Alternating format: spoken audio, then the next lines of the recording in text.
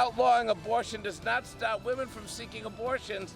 It just puts people in danger. This morning, City Comptroller Scott Stringer wants New York to be the first city in the nation to provide free abortion for women who can't afford it, plus his bold plan for affordable childcare. Also, with the scourge of gang violence and other crimes, Nassau County is suffering from a shortage of detectives. We'll tell you why and the effort to recruit qualified candidates. Now, from 42nd and 2nd, this is Pix 11 News Closeup with Marvin Scott. Good morning. At a time that some state legislatures are taking action to block abortions and make it a felony crime for a doctor to perform one, New York City has a proposal to not only protect women seeking abortion, but to pay for the procedure as well. City Comptroller Scott Stringer, he wants $250,000 set aside in the mayor's proposed $92 billion fiscal budget to help women who can't afford to pay for the abortion. Now, that's just one of several items Comptroller Stringer has on his agenda, including a plan to provide affordable child care for 70,000 families in the city. Of course, Scott Stringer is the city's chief financial officer, and he's charged with safeguarding the city's fiscal health and rooting out waste and abuse. Welcome back to Pix 11 News Close Up. It's always great to be here with you, Marvin. And you've got so much to talk about today. Let's start by talking about this plan you have to pay for women's abortions if they can't afford it. This is not exclusively for New York women. Well, look, abortion rights under attack, even though it's the law of the land. We're very concerned about abortion bans, proposals in Alabama, Georgia, in Missouri. This is really a nationwide attack on reproductive rights, a woman's right to choose. And I believe that New York City, which has always been a progressive state and city, and understands the right for women. And right now, we can just anticipate as abortion bans may go into effect or go into effect, a lot of women will, one, have to go and travel for an abortion, especially women with very little financial means. And I want to make sure that New York City is welcoming. And that's true whether you live in New York City or around the country. So I think we should make history in this budget in this year and appropriate money so that for the first time ever, New York City will pay for abortions for people who do not have the financial means to pay for it themselves. This is a modest proposal, but I believe if New York City enacts this, we will then see other cities around the country fight back by putting our money where our mouth is and making sure that abortion is accessible to all women, and that is the goal here. Now, New York legalized abortion back in 1970, and actually that was 3 years before Roe versus Wade. Now, New York, and that was a very historic moment in the state legislature. It was pretty powerful. So what's the criteria for women, if you accept women from other states where they're now banning abortions, what's the criteria to accept to pay for that abortion? Well, we have a fund that we can put the money in and welcome people. Obviously, you appropriate the money and then there's a process to make sure that everything is done properly. But again, at the end of the day, let's take this moment to show the world that New York City is not just pro-choice, but that we lead the nation in bold proposals. A $250,000 program will send a signal to Alabama, to Georgia and Missouri that we're not taking this lying down. And it will send a strong message to Donald Trump that this state will and this city will always be pro-choice and will always welcome not just women in New York City, but around the country. Is $250,000 an adequate fund to take care of this? This is the coalition number that the groups would like to see in the city budget, so I'm not getting ahead of myself. This is a reasonable proposal. It's a modest proposal, but it's a proposal that has real positive ramification. If we do it in New York City, and for the first time directly support financially the right of women to have an abortion, to make their own reproductive decisions, healthcare decisions. This is going to send a message, and I'm very proud to stand with so many of the women's groups in this city who have really worked so hard for generations now to make sure that New York leads. No, this would have to be approved by the city council? Well, this would have to be in the budget supported by the city council and the mayor. So I'm hoping that by getting out there and talking about this proposal, we could see this in the budget. So I'm going to talk to council members and the mayor to see if we can move this proposal before the budget's adopted in June. And if it is adopted, New York would be the first city in the I nation. think we would send a powerful message. Imagine every other big and small city that's trying to fight back as people try to take away a woman's right to choose reproductive health care. This would be one of the powerful ways of fighting back, saying we as major and small cities, we're going to invest in women's health care. I think it's very powerful. You have another important project which you just recently launched called childcare. We have universal pre-K, but you're talking about childcare. You talk about the expenses in New York for childcare for children ages 3 and older. Of the figure you came up with, the hefty cost of $18,000 a year on average. Oh, it's more. Accessing childcare as parents, it costs an average of $21,000. And look, the mayor gets tremendous credit for pre-K and 3K, but we can't stop there. We want to make sure that every child has access to childcare because a lot of learning and growth starts on day 1, 0 to 3. So how would your plan work? Our plan's pretty simple. We would ramp up a childcare program. We would make sure that 85,000 children would have access to health care. I estimate that would return 20,000 parents back into the workforce, mostly women. That means there'd be a more pool of people who could access critical jobs in the city. And those parents would end up earning $540 million in income and would pay millions of dollars in taxes. How we would start to pay for it was to create a new payroll tax of 0.15% on the biggest businesses that have a payroll of $2.5 million or more, meaning we would exempt 95% of businesses. No small businesses would pay this, and that would be a guaranteed way to create a pool of money to implement this program over the next 6 years. We would build out child care capacity. We would create more child care slots. We would help the toddlers, the children, and we would also allow parents some relief. This city is becoming so unaffordable so quickly. Parents can't stay here when the choice is child care or work. You can't have it both ways, but we've got to make sure that we give people those opportunities. Sounds like a bold program. It's a very bold program. If we did it again in New York City, it would lead the nation. It would be the biggest ramp up. It would send a signal to the presidential candidates that we want to hear more from them about universal child care, but let New York City implement what I think is financially realistic and affordable. It would help children and their parents. Okay, I want to turn to another subject because this was also a bold initiative, basically a mental health initiative that was formed. It was called Thrive. It's been run by the mayor's wife, Charlene McRae, and you have some serious concerns about that. I want to take a break, but let's touch on that right after these messages. We'll be right back.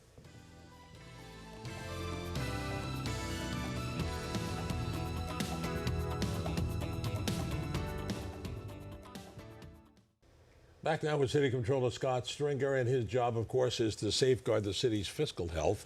He's always looking over with a microscope, looking over one program initiated by the mayor called Thrive, run by the mayor's wife, Charlene McRae. It's a mental health initiative, $850 million program. And your questioning is, first, what does it do, and where's the money gone? Well, look, let's start out by commending the mayor and the first lady for addressing a very serious issue in this city, and that is mental health, homeless mental health in a wide variety of areas. And so Thrive has great potential. We've looked at the initiative because when you spend $850 million or $250 million a year, I have to look at the program to see if it's transparent, to see if we're measuring the success of these big programs. And we've issued preliminary reports to talk about some of the work that needs to be done to make sure that people have confidence in this initiative. So I want to see better transparency in terms of spending. Right now, unlike other programs, it's hard to track the $250 million in spending.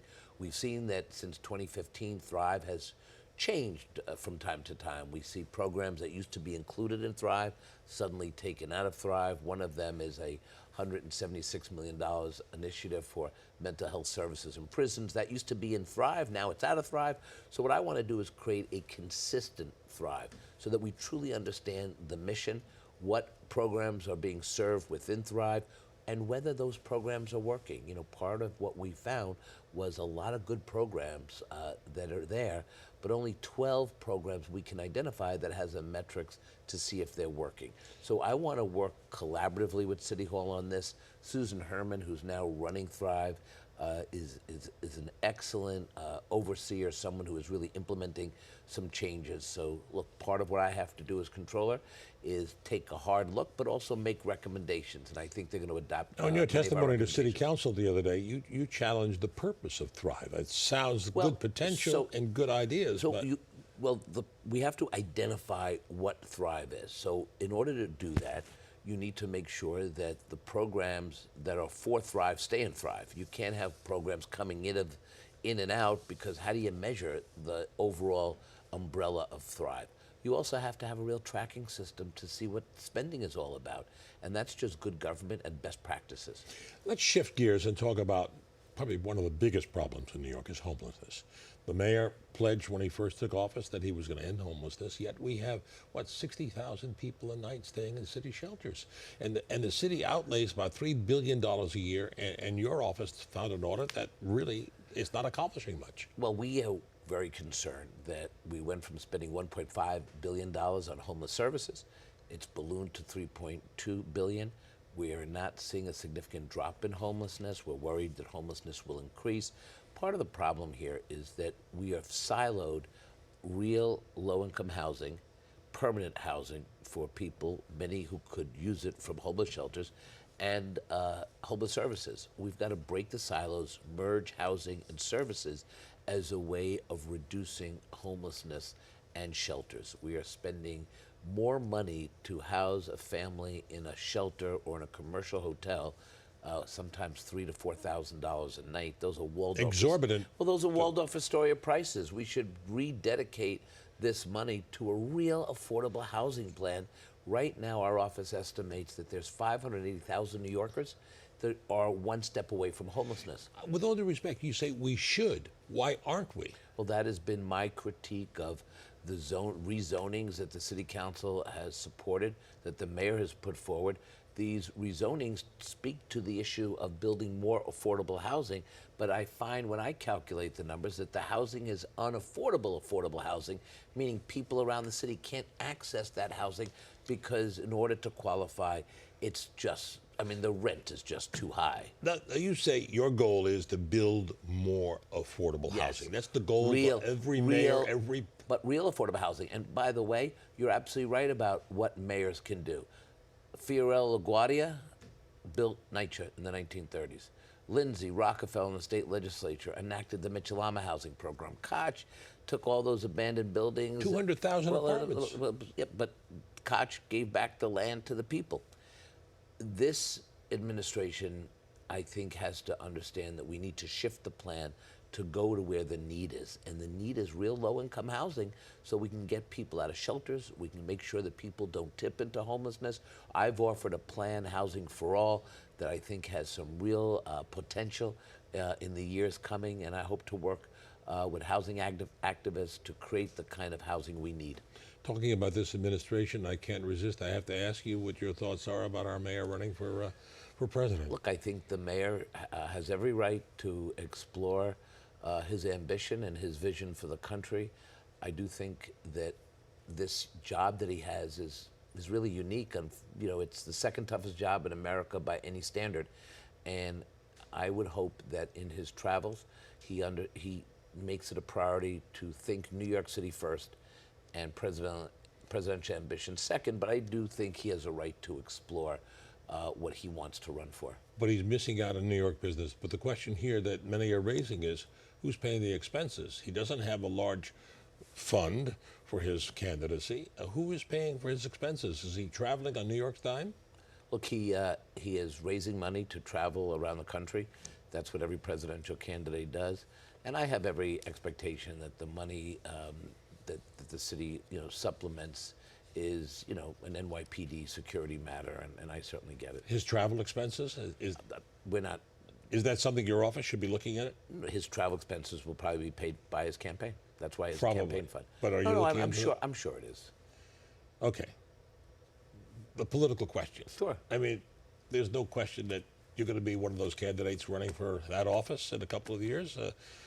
When can we expect that announcement from you? Look, I think we're way far away from the 2021 citywide campaigns.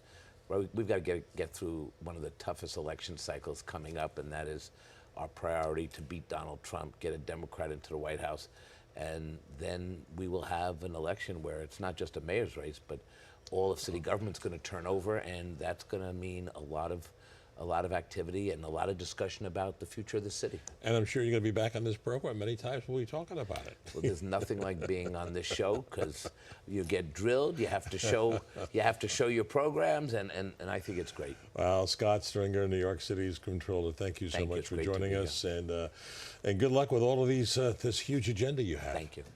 And we're going to take a break, and when we come back, we'll be talking about a need for detectives out in Nassau County. We'll be right back.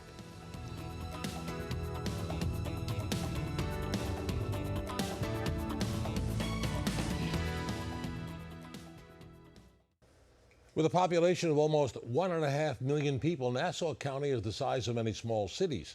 Like so many other communities, it is dealing with the scourge of crime, particularly the murderous MS-13 gang. And there's the ongoing opioid crisis. Police are credited with doing as good a job as possible, but they're lacking detectives who do the crucial investigating.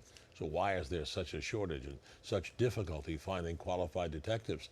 Pleased to have with us John Wighouse. He's the president of the Nassau County Detectives Association. Thanks for coming in. It's difficult to understand. You also have detectives who want to go back to being police officers. Unheard of. Yes, it is unheard of. The Detectives Association has stated what we believe is an imminent threat to public safety with the lack of detectives. Right now we have 310 detectives, 50 short of our budgeted number of 360, and with upcoming retirements in June and July, that number will dip below 300. Now, 20 years ago, you had 460 detectives, now 319. What has made the difference? Well, there's been a lack of interest in our police officers wanting to become detectives. Why? There is a great responsibility of being a detective. The police officers in Nassau County do a great job. They're the first responders to the burglaries and the robberies, and they maintain that crime scene until the detectives get there. Once the detective is there, that's his case. So he has to gather evidence, interview witnesses and victims, and ultimately arrest the perpetrator. After that, he sees that to a successful conclusion in court. But all the while, when you're off duty in your home, your phone is ringing from these victims and witnesses and the ADA's offices wanting information on the cases. So is it that they just don't want the pressure and it's not a 9 to 5 or 4 to 12 job? That is one of the reasons. Also, there is a pay scale that we have 44 detectives being paid as police officers because our contracts are commingled, which really doesn't happen anywhere else. Also, several years ago, we had 117 detectives being paid the wrong way. And my second vice president makes the pay steps. He calls our Personnel and Accounting Bureau when somebody is to get a raise. So when police officers hear all these issues that we were having, there was no interest in... So there's not much of a difference in the pay scale from being a police officer to a detective in Nassau County? The initial step is $2,400. So with all the responsibility that is brought on to being a detective, the police officers right now are not submitting requests to become detectives. Back 20 years ago when I became a detective, every precinct would have 20 or 30 letters for police officers wanting to become a detective. Now we might get 3 or 4 from the whole county. Now the big problem out in Nassau County and Suffolk County is the MS-13 gang. Is this having an impact on your really cracking down on them? And I know you keep finding bodies that are there that are victims of the MS-13 gang. Where do you stand? Is it compromising your investigating ability? Yes, our gang unit and our narcotics unit are all down in numbers of detectives. Every special squad is short. Currently we have 9 detectives investigating gang violence. We have unearthed many bodies of victims of the gang violence, and we know there are more bodies in these preserves in Nassau County. We just haven't been able to find them yet. So you talked earlier about the threat really to public safety by not having adequate number of detectives. Sure, and again with the opioid crisis that is going on now, there's fatalities and overdoses, and we only have 28 detectives assigned to narcotics. Narcotics and vice. Yes. Right? How many should there be? Well, I was in narcotics several years ago. When I got there, there was 70 detectives just in our narcotics unit. Vice was a separate unit. Now today they're a combined unit with, well, like I said, only 28 detectives. So where else are you experiencing the problems in doing your police work out there? Well, our county executive has just reopened the 6th and 8th precincts in Nassau County. They were closed for about 7 years. She has stated that they will be fully functioning precincts when they reopen, but that is not the case because we don't have enough detectives to man those precinct squads. So as the residents in Nassau County deserve to have their precincts reopened, if they need a detective in the 6th squad or the 8th squad, they're either going to have to wait till a detective comes from a different command, or they'll have to drive to another command to talk to a detective. Now, what kind of support are you getting from the county executive? They've budgeted, for 360 detectives. Yes. So you have room to hire more people, but you only have 319 functioning detectives now. 310. Everybody says they're supportive. The police commissioner has been supportive, and the county executive, she has stated that we do have to fix the detective division. And right now we are hoping that is the case. But you also have another problem out there. You have home invasions, you have burglaries, robberies, identity theft is also something big. And you barely, if I saw a number on that, you only have like 8 or 9 detectives dealing with that. No, we have 2 detectives dealing with identity theft and the elderly scams right now. Elderly scams are up 62% from last year. Tell us about some of these scams. Well, make them aware of it. These subjects are calling elderly residents, stating either they won a lottery, Publishers Clearinghouse, and to get this money, they have to send them a certain amount of money. Also, they do a scam that they tell them one of their loved ones got into a car accident or maybe got arrested, and they need money sent to them, and these elderly people are sending the money to these scammers. John, I think I read somewhere that you have two detectives right now who want to go back to working as police officers. Yes. That's unusual. Very unusual. We've had 5 detectives in the last 2 months that submitted requests to go back to police officers, and those were granted. And currently we have 2 more that want to go back. So let me ask you, if there's anyone out there right now who lives in Nassau, they have to be a resident of Nassau County, right, to be a detective, or can they be? No, they just have to be a member of the Nassau County Police Department, police officer. So what would you say to anyone out there who's watching us right now to encourage them, hey, want to be a detective? It's a great job. It was one of the best decisions I made in my career. It's rewarding because you do get from the start of the case to the end of the case. And if you have a successful conclusion to that case, you're granting somebody some closure, and that was violated in some way, maybe a burglar in their house.